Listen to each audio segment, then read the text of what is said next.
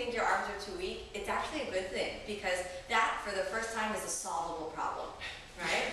Anytime you blame your reason for not doing the posture on something that's insolvable, like an anatomical shape of your body, you know, I'll never do this posture because I am the wrong shape. And you're like, well, that's an unsolvable problem, you know? There's no way you're ever really gonna, you know, you're not gonna grow your arms. It's not gonna happen, you know?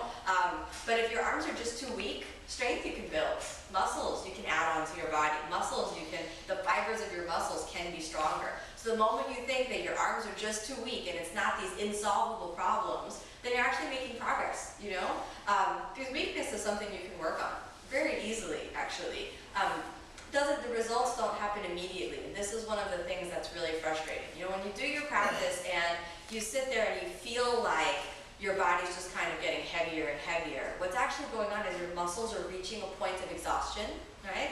And the moment your muscles reach a point of exhaustion, as soon as you test the outer limits of what your muscles can do, the next time you try, they're a little stronger, right? So if you don't get that feeling of impossibility every time you practice, chances are you're just existing in a comfort zone. You know, this is what I can do, this is what I'm comfortable with, right? And I would bet that you're not that sore either after your practice, right? If you just kind of exist, and this is what I do, and this is how far I go, and this is my practice, and it's all sort of kind of like, you know, neat and pretty almost. Do you know what I mean? Like a little garden, you know, just kind of keep it there. But the moment you start to like dig up stuff, I think there's space maybe in that middle row, but the moment you start to like dig up stuff, that's the moment when you start to get sore. That's the moment when, you know, your body starts to quarrel with you. You hit a rock halfway through, right, and digging. And that's actually the moment when you start to unearth sort of sleeping patterns inside the body. The moment you meet your weakness is not the moment that the practice suddenly feels better. It's the moment you realize how far it is you have to go.